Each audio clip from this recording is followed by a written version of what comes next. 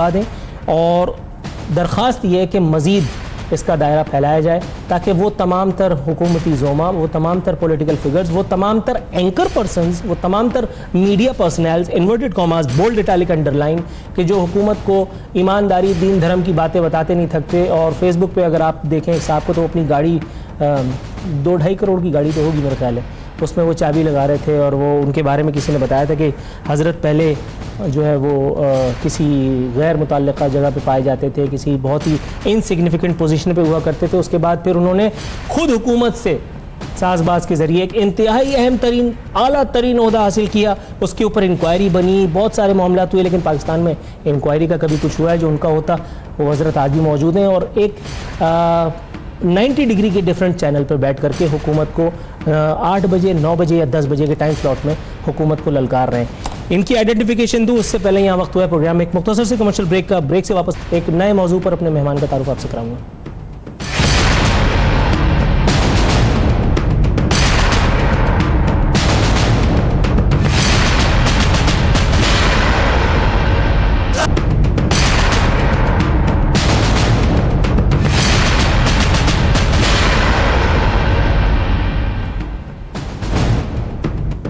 Welcome back ناظرین. ہمارے ساتھ موجود ہیں پاکستان مسلم لیگ نون سے تعلق شیخ روحیل اصغر صاحب. شیخ صاحب آپ کو پروگرام میں خوش آمدید کہتے ہیں. بغیر کسی رسمی گفتگو میں الجھے ہوئے یہ مجھے بتائیے سر، پاکستانی سیاست میں منافقت کی اتنی گنجائش کیوں نکل آتی ہے؟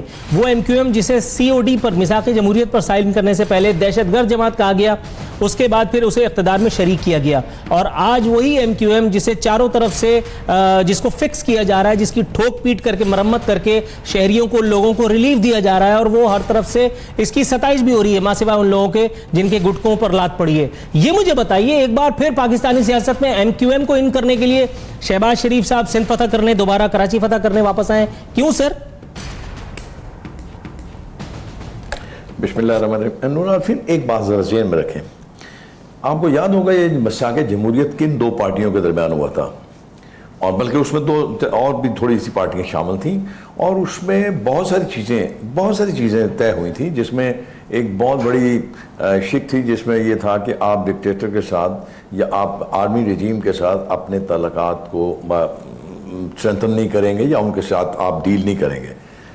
آپ نے دیکھا، میں نے بھی دیکھا، وہ آپ سب سے پہلے تو آپ نے وہ شک اس کا طے پنچا ہوتا دیکھا، اور جب آپ نے پرویز مشرف کے ساتھ وہ ڈیل کر لیا تو اس کے بعد آپ کو یاد آیا کہ نہیں، آپ نے تو میثاق جمہوریت کیا ہوا تھا.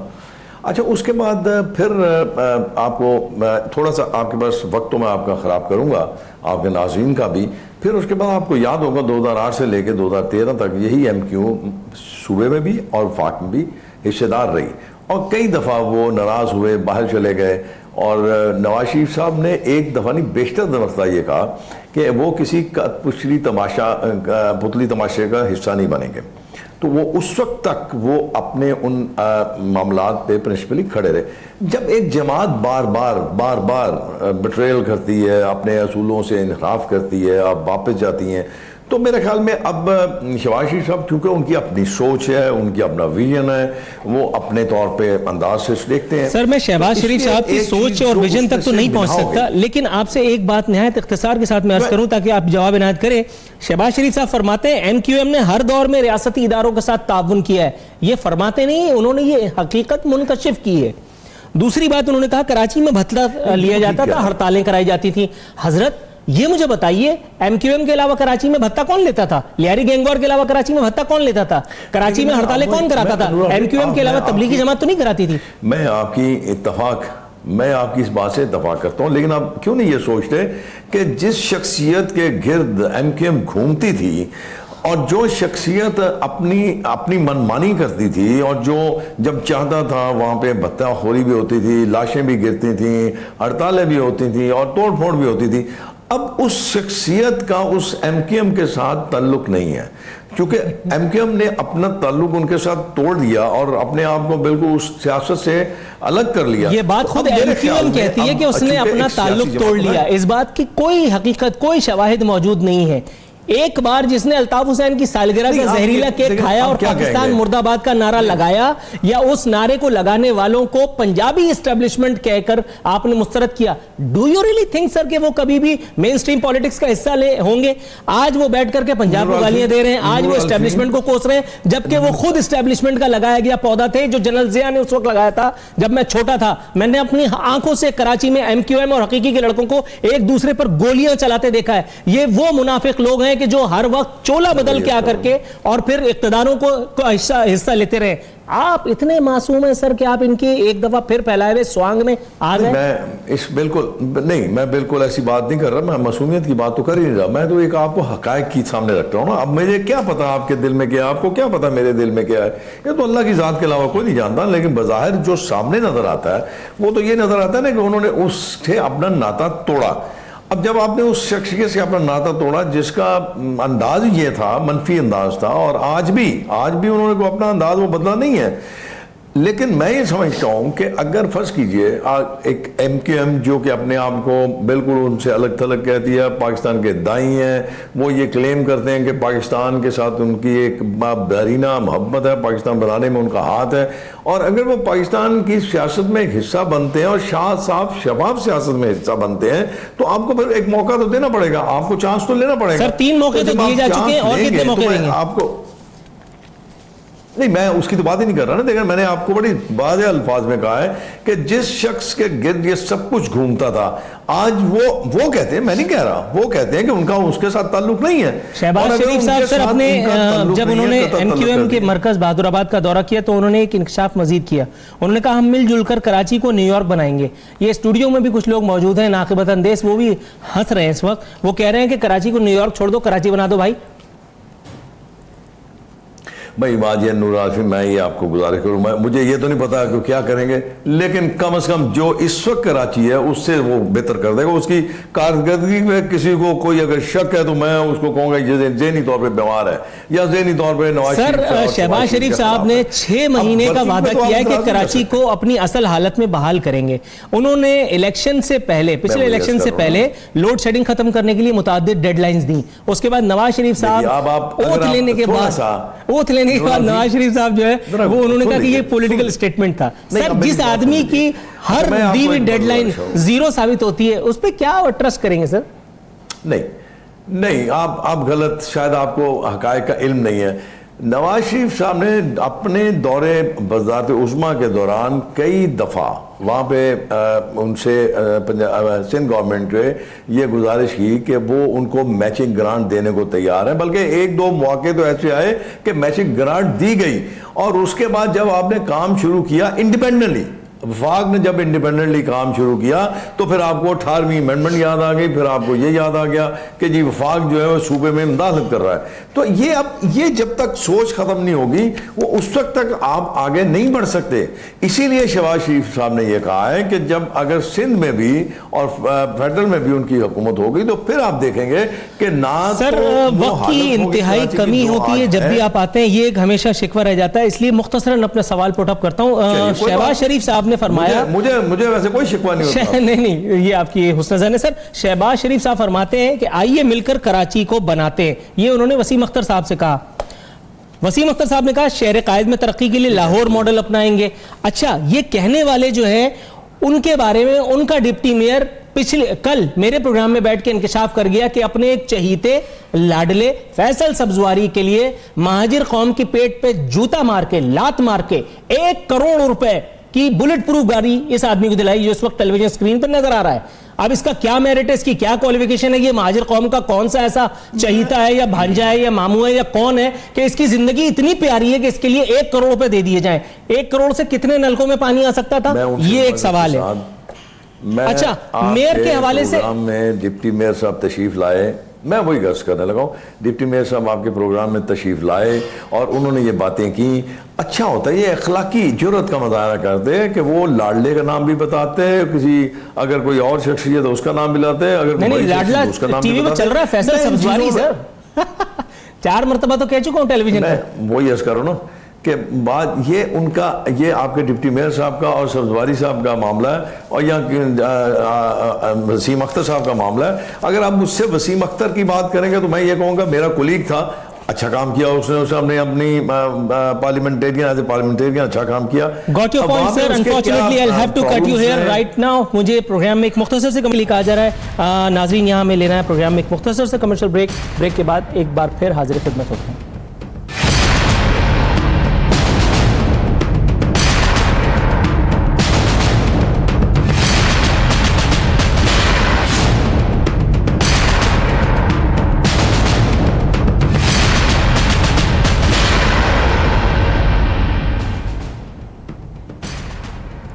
ویلکم بیک ناظرین. پروگرام کے اختتامی مرحلے میں داخل ہو چکے ہیں. یہاں ہم بات کریں گے بھارت میں بچوں سے زیادتی کے واقعات پر.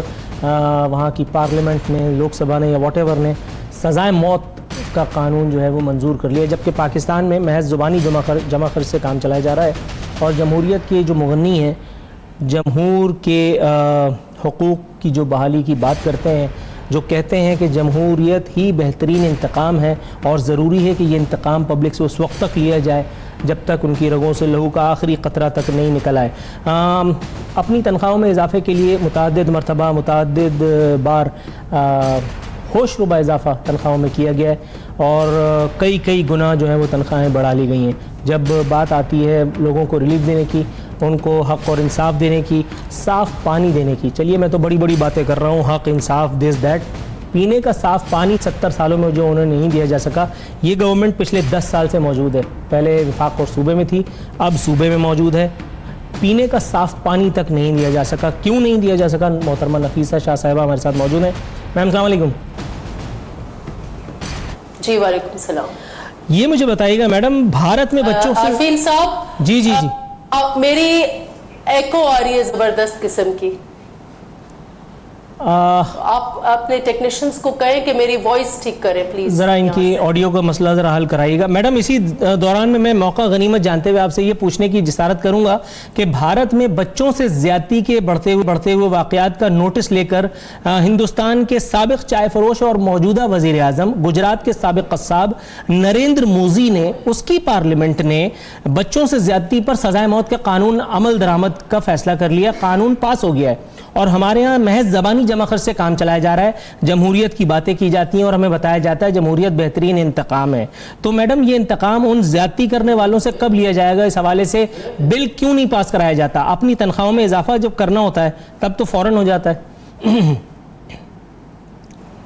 عارفین صاحب, میں کوشش کر رہی ہوں بولنے کی, بہت مشکل ہو رہی ہے کیونکہ میری آواز مجھے واپس سننے میں آ رہی ہے. تو آپ اپنے پلیز جی بالکل میں نے ریکویسٹ کی آپ ذرا کریں, لیکن میں کوشش کرتی ہوں کہ میں کچھ بول پاؤں.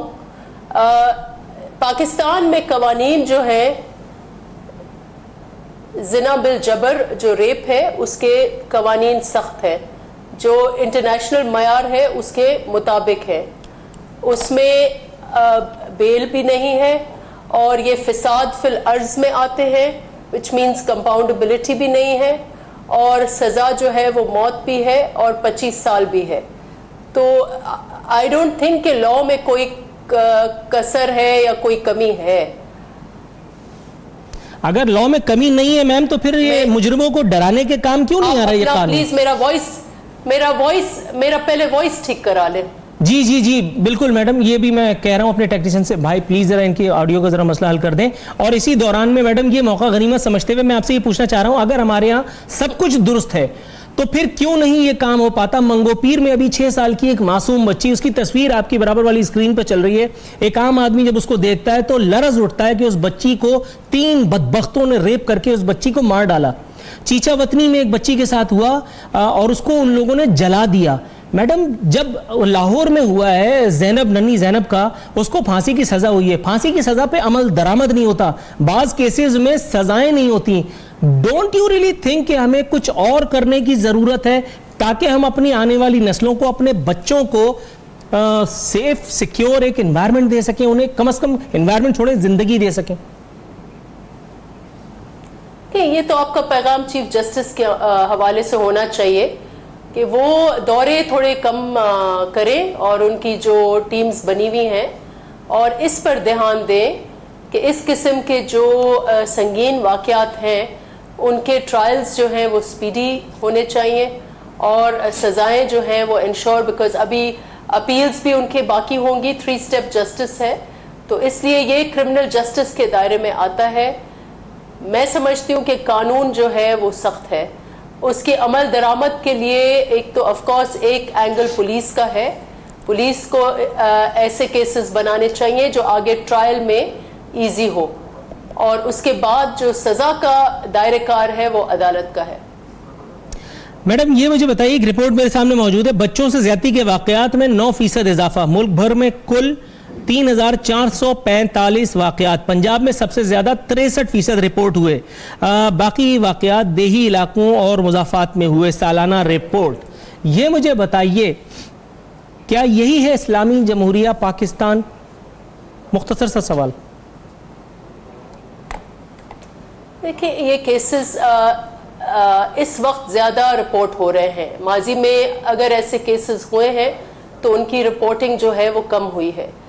اس وقت میں سمجھتی ہوں کہ اس لیے شاید کچھ بہتری کی طرف ہم جائیں، پریونشن پر بھی دھیان دیں، لا انفورسمنٹ پر بھی دھیان دیں، پولیس ٹریننگ پر بھی دھیان دیں، ایجوکیشن یا کریکولم پر بھی دھیان دیں، تو پھر سسٹمز ایسے میکنزم ہو جیسے سوسائٹی خود ان چیزوں پر جو ہے پریونشن کے اینگل سے کام کرے، اور فیملیز کے اندر ایسے سسٹمز ہوں جیسے بچوں کی جو پروٹیکشن ہے وہ فیملی میں یقینی بنے، اور اگر وہاں کچھ گیپس ہیں تو پھر ریاست اس کو یقینی بنائے۔ اب اس میں یقیناً میں یہ ضرور کہوں گی کہ جہاں تک بچوں کا تعلق ہے اس ملک میں، تو بچوں کے اوپر مخصوص قانون سازی جو ہے اس میں ہے گیپس ہے۔ Convention on the charter of جو charter rights of the child کا چارٹر ہے، جو ہم نے بین الاقوامی جو چارٹر ہے اس پہ صحیح تو کیا ہے، لیکن یہاں پر جو پیرالل میکنزمز ہیں اس میں ضرور اس میں کمی ہے اور امپرووائزیشن کی ضرورت ہے۔ Madam got your point, unfortunately I will have to wind up. ناظرین، یہ وقت پروگرام میں آپ سے الوداع۔